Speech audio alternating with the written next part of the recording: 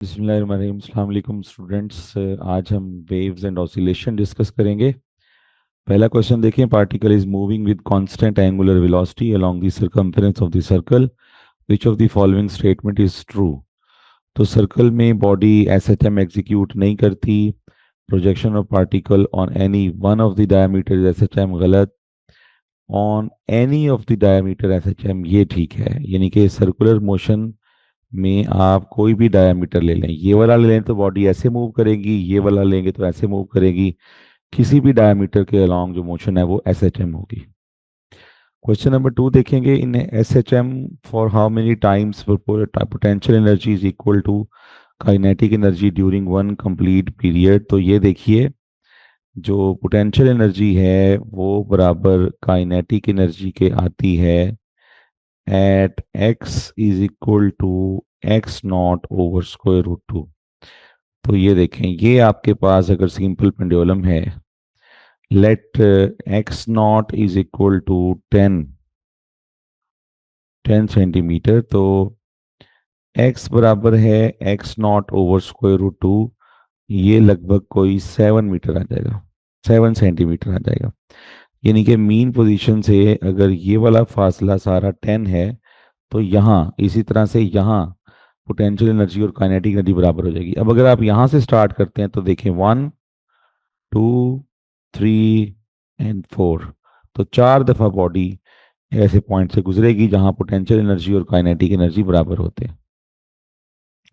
Question number 3 देखेंगे। Total energy of the vibrating particle in S H M is E if its amplitude and time period is doubled, the energy will be. तो energy का एक formula ये भी होता है, half M omega square. Omega square को आप ऐसे लिख लें, इनटू एम्पलीट्यूड का स्क्वायर। अब आप देखें, अगर आप एम्पलीट्यूड को भी डबल कर देते हैं और टाइम पीरियड को भी डबल कर देते हैं, तो ये 4 का इफेक्ट 4 से कैंसिल आउट हो जाएगा और एनर्जी वैसी की वैसी ई ही रहेगी। क्वेश्चन नंबर 4 देखेंगे। Distance covered during one vibration of an oscillating body of amplitude A. तो आपकी टेक्स्ट बुक में शॉर्ट क्वेश्चन भी है, तो इट विल बी 4a। ये देखिए, अगर ये डिस्टेंस a है और ये डिस्टेंस a है, तो यहाँ से अगर आप चलें तो a, 2a, 3a and 4a, तो ये आपका 4a हो जाता है, इसलिए delta is the answer. Question number 5 देखेंगे। The variation of acceleration and displacement of the particle executing S H M is indicated by the following curve. तो देखें, जो S H M body execute करती होती है तो उसका acceleration directly proportional to -x होता है। तो उसके लिए अगर हम ये ग्राफ बनाएंगे ना, तो इस ग्राफ में देखें x भी पॉजिटिव है, y भी पॉजिटिव है, और इधर x भी नेगेटिव है और y भी नेगेटिव है। तो ये ग्राफ पॉसिबल नहीं है, क्योंकि देखिए अगर एक नेगेटिव है तो एक पॉजिटिव है। तो इसके लिए फिर हम जो है वो अल्फा वाला ग्राफ बनाएंगे, क्योंकि इस कंपोनेंट इस वाले जो है वो क्वाड्रेंट में x जो है वो नेगेटिव होता है और y पॉजिटिव होता है, और इस वाले क्वाड्रेंट में x पॉजिटिव होता है, y नेगेटिव होता है। तो हमें एक पॉजिटिव चाहिए और एक नेगेटिव चाहिए, तो इसलिए इसका आंसर जो है वो अल्फा आ गया। क्वेश्चन नंबर 6 देखेंगे। A body is executing SHM with an amplitude of 0.1 metre, its velocity while passing to the mean position is 3 metre पर सेकंड, इट्स फ्रीक्वेंसी। तो मीन पोजीशन पर जो वेलोसिटी है वो ओमेगा एक्स नॉट होती है। तो वी नॉट जो है वो बराबर होगा, ओमेगा को आप लिख लें 2πf into x not.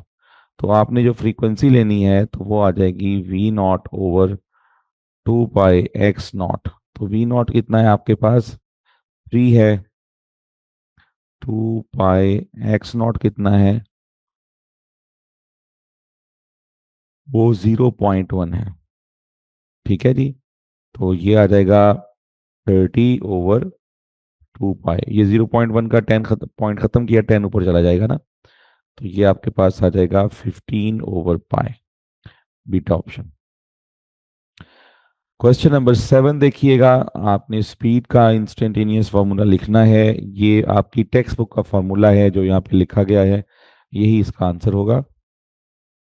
Question number 8 देखें। विच of the following statement is incorrect for object executing SHM.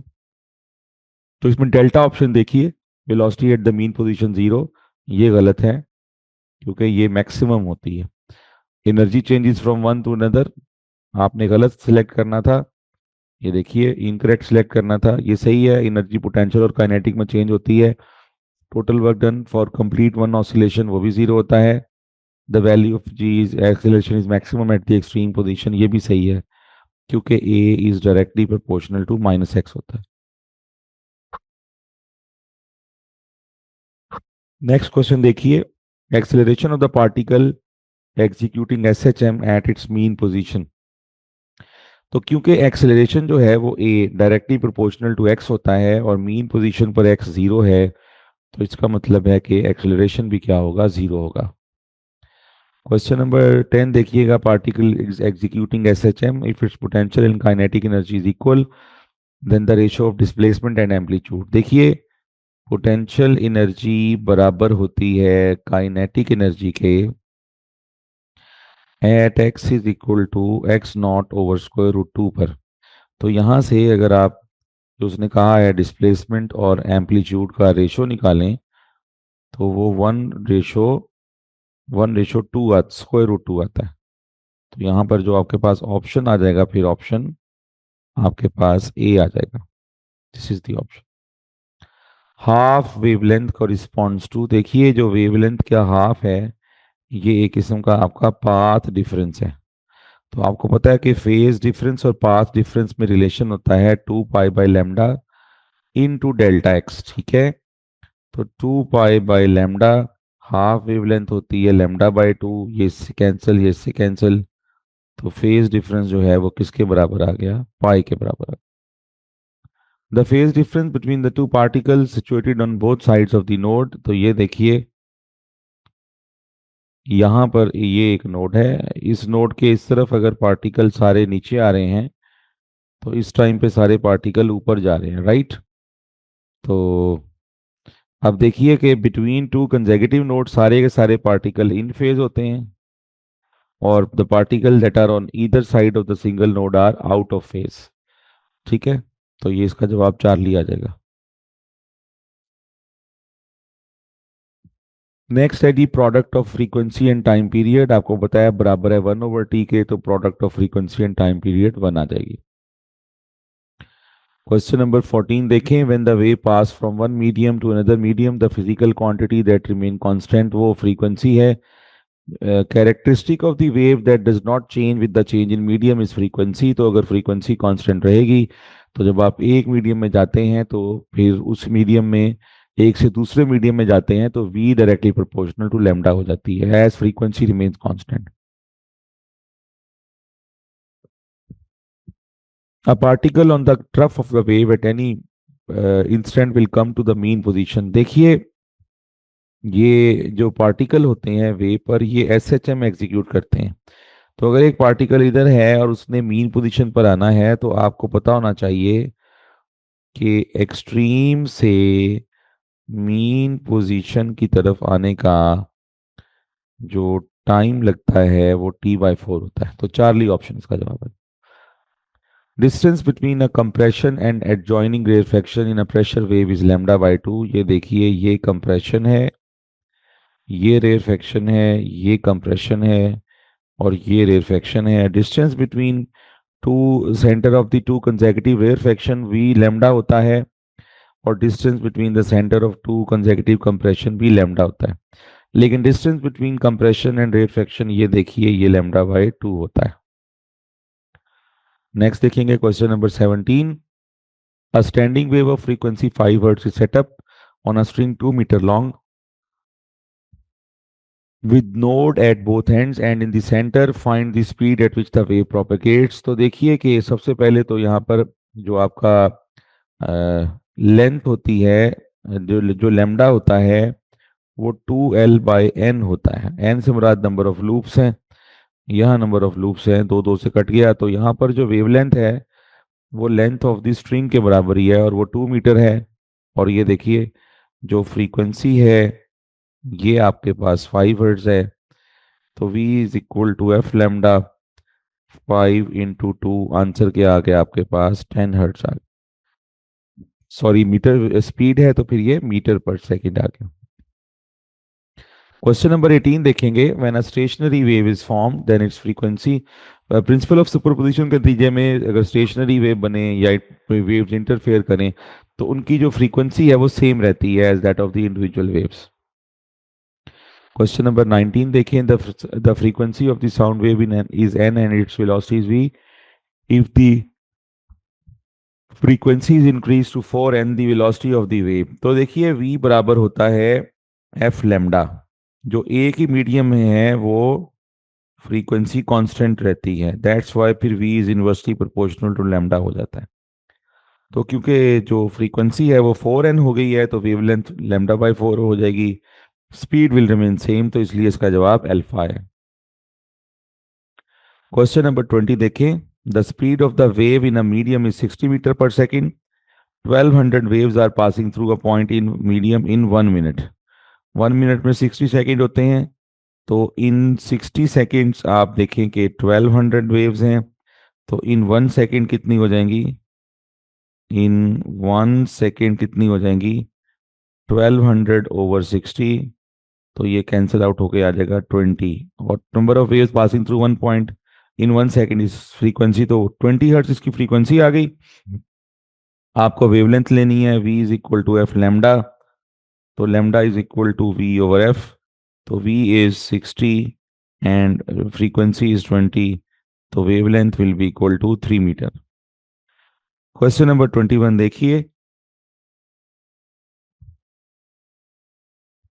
two waves are approaching each other with a velocity of 20 meter per second and frequency n, the distance between the consecutive node, तो v is equal to f lambda, lambda is equal to v over f, v is 20, n is frequency is n। अब between two consecutive nodes जो फासला होता है वो lambda by 2 होता है, आपने भी लैम्डा मालूम किया है, तो लैम्डा बाई 2 मालूम करेंगे तो वो ये आ जाएगा, तो दिस विल बी 10/n।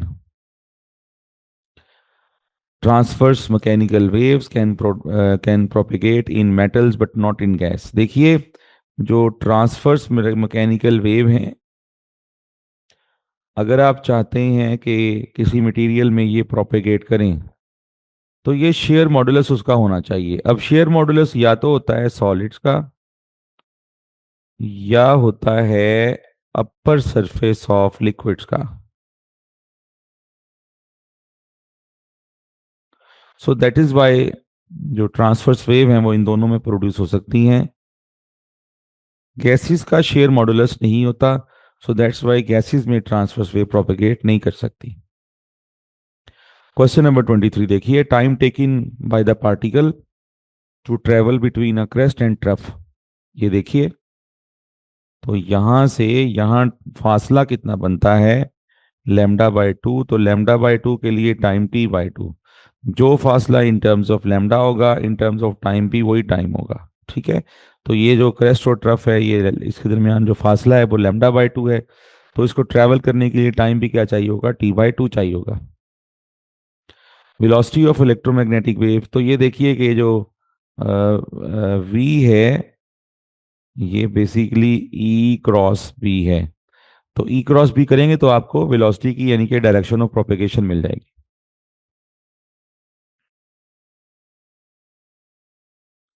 ये आप इसको वी ना कहिए क्योंकि ई क्रॉस बी आपको सिर्फ डायरेक्शन ऑफ प्रोपेगेशन देती है, ठीक है, डायरेक्शन ऑफ प्रोपेगेशन। वैसे तो आपको पता है कि v बराबर है ई बी होता है जो है वो आप लिखते हैं वेलोसिटी सिलेक्टर में क्यू ई बराबर है क्यू वी बी, तो क्यू क्यू से कट गया तो v बराबर होता है ई बाई बी। लेकिन जो इलेक्ट्रोमैग्नेटिक वेव्स हैं, फॉर एग्जांपल आपकी बुक में डायरेक्शन बनी हुई डायग्राम बनी हुई है चैप्टर नंबर 16 में, देखिए कि ये जो है वो ई है, ये बी है, इसको आप बी को पॉजिटिव जेड एक्सिस में लीजिए, इसको पॉजिटिव वाई एक्सिस में, तो this will be direction of propagation. और ये डायरेक्शन ऑफ प्रोपेगेशन कैसे मिलेगी आपको, ई क्रॉस बी करके करेगी, ठीक है। क्वेश्चन नंबर 25 देखिएगा, stationary wave of frequency 300 hertz are formed in a medium in which the velocity of sound is 1200 metre पर second, the distance between node and the neighbouring antinode. तो देखिए जो wavelength है पहले वो निकाल लें, वेवलेंथ v बराबर एफ वी ओवर एफ आ जाएगी।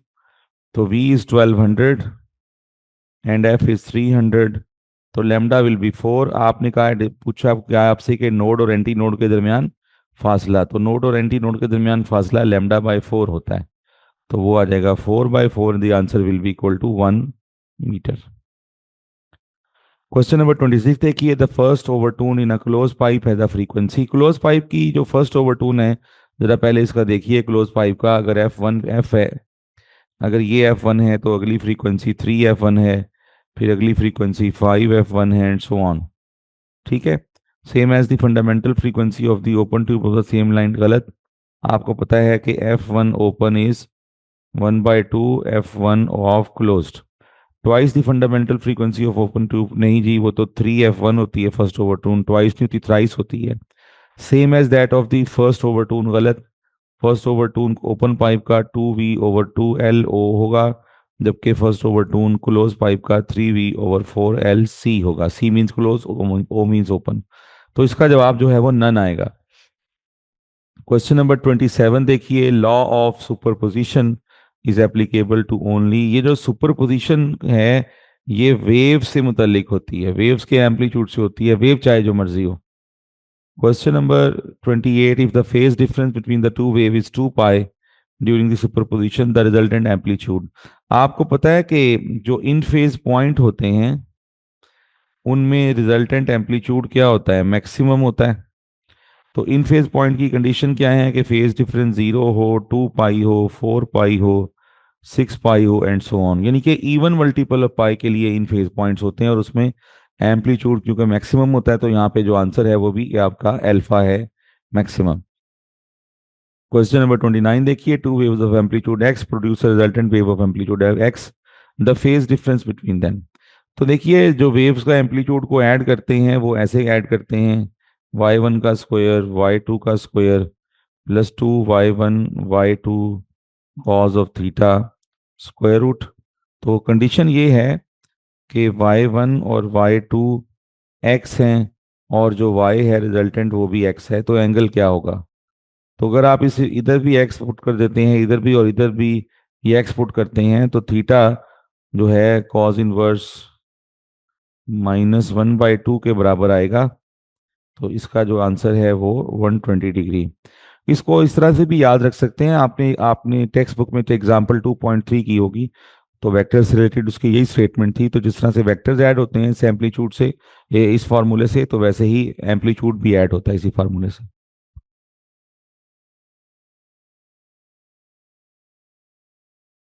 नेक्स्ट देखेंगे question number 30, the speed of the sound in the liquid is v, the speed in another liquid of double modulus and half the density.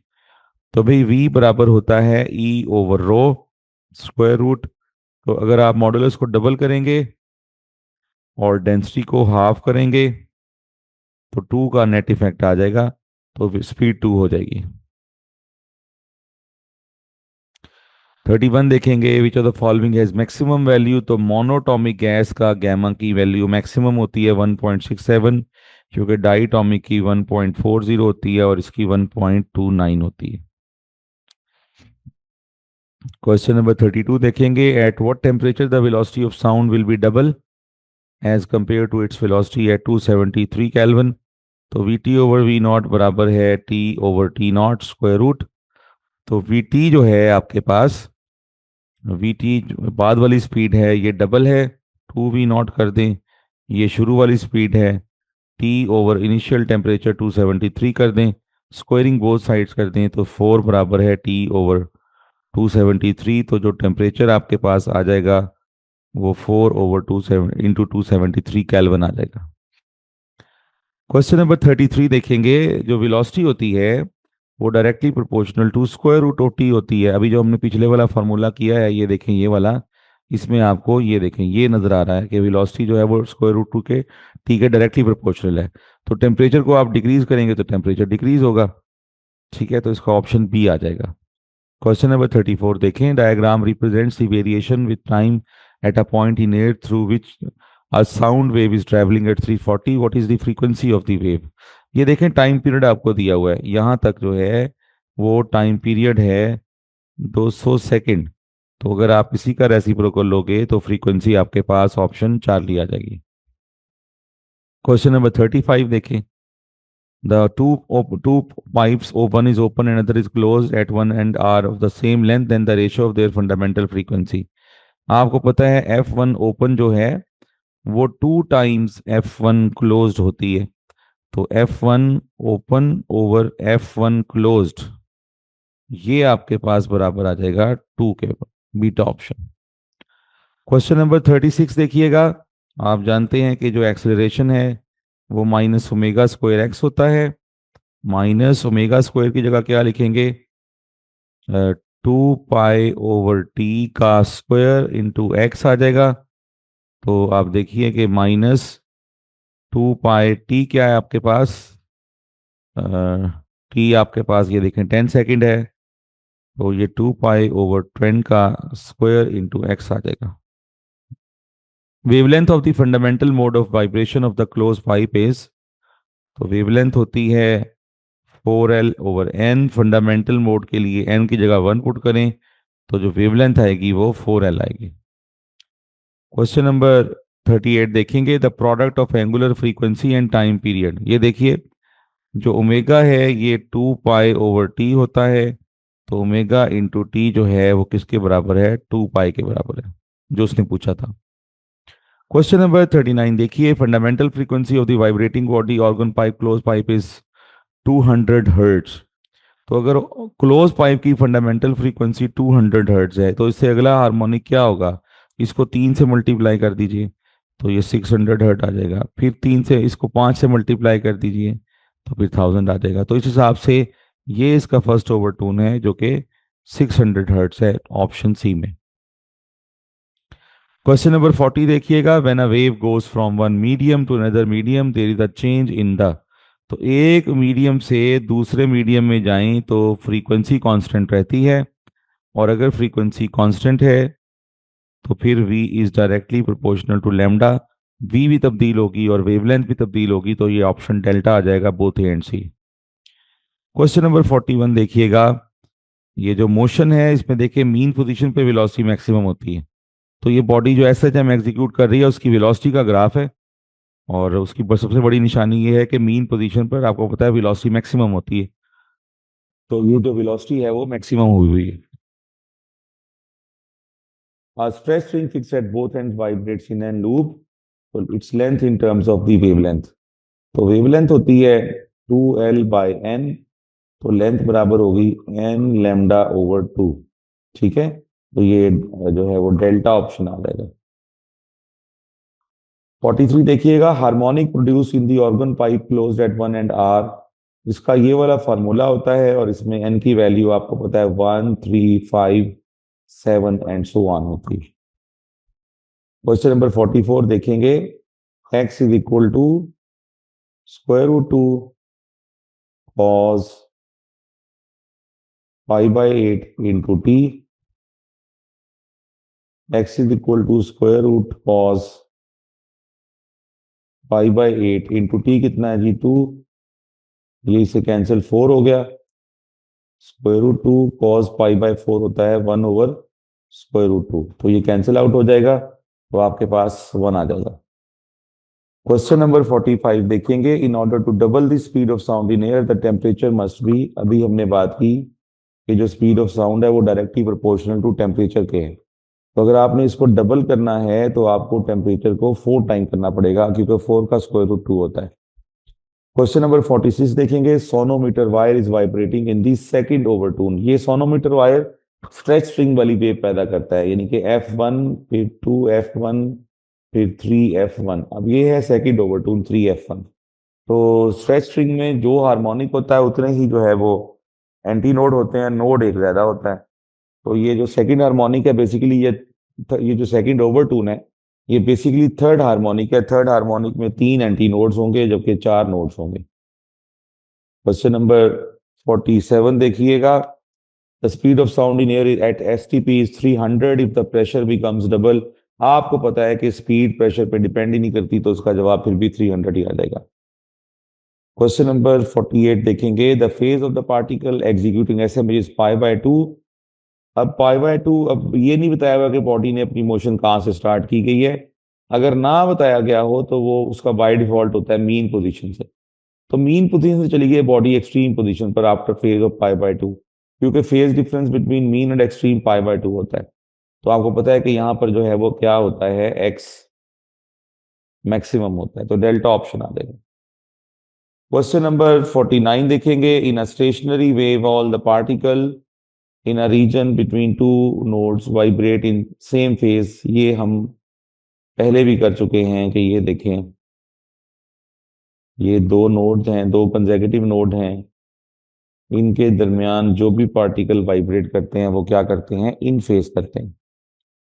और question number 50 देखिएगा, a close organ pipe and an open organ pipe have their first overtones of the identical frequency there length. तो open organ pipe का first overtone क्या होगा, second harmonic 2v/2LO, जबकि जो close pipe है उसका first overtone क्या होगा, फर्स्ट ओवरटोन 3v/4LC। तो आपने क्या मालूम करना है, आपने मालूम करना है ओपन टू क्लोज पाइप, तो LO/LC will be equal to 4LO/LC। अगर आपने मालूम करना है तो वो आ जाएगा आपके पास 4/3। दोबारा देखिएगा, 2v/2L ओपन के लिए आ गया, क्लोज के लिए 3v/4LC आ गया। तो पहले सॉरी क्लोज्ड है, तो अगर पहले क्लोज्ड है तो फिर LC/LO आपने मालूम करना है, और वो इसका रेसिप्रोकल आ जाएगा 3/4। So that completes today's discussion. I'm ready if there is any question.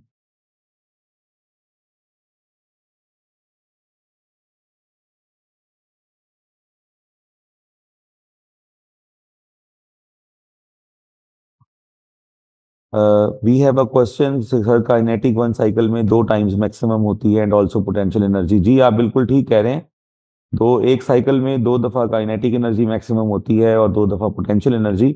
लेकिन अगर आपका एतराज ये है कि 4 टाइम्स क्यों हुआ, तो जब बॉडी एक पूरे सर्कल में गुजरती है तो ये जो लोकेशन है x = x0/√2, जैसे मैंने आपको एक्सप्लेन किया है, ये जो है 2 पॉइंट्स पे तो होती है, लेकिन बॉडी उस पॉइंट पे जाती भी है फिर वहां से वापस भी आती है, तो इस तरह वो 4 टाइम हो जाता है। तो इसके अलावा क्वेश्चन नंबर 19 और 20 कहा गया, 19 एंड 20, तो हम उसको भी डिस्कस कर लेते हैं।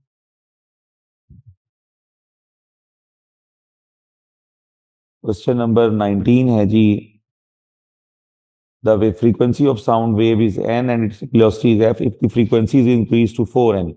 तो बेटा देखिए, जो स्पीड होती है ना वो मीडियम की प्रॉपर्टीज पे डिपेंड करती है। जो साउंड है वो लॉन्गिट्यूनल वेव है, लॉन्गिट्यूनल वेव की स्पीड हो ना, वो स्पीड ये फ्रीक्वेंसी पर या वेवलेंथ पे डिपेंड ही नहीं करती। तो क्योंकि E/O तो सेम है, तो अगर फ्रीक्वेंसी को आप 4 टाइम करेंगे तो वेवलेंथ जो है वो λ/4 हो जाएगी, स्पीड पे कोई फर्क नहीं पड़ेगा। और इसके साथ क्वेश्चन नंबर 20 भी आप लोगों ने कहा, तो ये देखिए, the speed of the wave in medium is 60 metre पर second if 1200 waves are passing through a point in the medium in 1 minute. 1 second में जो वेव पैदा होती है ना वो फ्रीक्वेंसी होती है। तो इसमें देखें 1 मिनट को मैंने 60 सेकंड कर दिया, 60 सेकंड में 1200 वेव, तो 1 सेकंड में 1200/60, तो ये 20 हर्ट्ज फ्रीक्वेंसी आ गई। आपने लैम्डा मालूम करना था, लैम्डा बराबर है v/f, तो अगर आप 60/20 करेंगे तो आंसर 3 मीटर आ जाएगा। So I think that completes the discussion. So best of luck for the next test, and until then, Allah Hafiz. Stars Academy Multan Campus, Pakistan's #1 entry test preparation academy.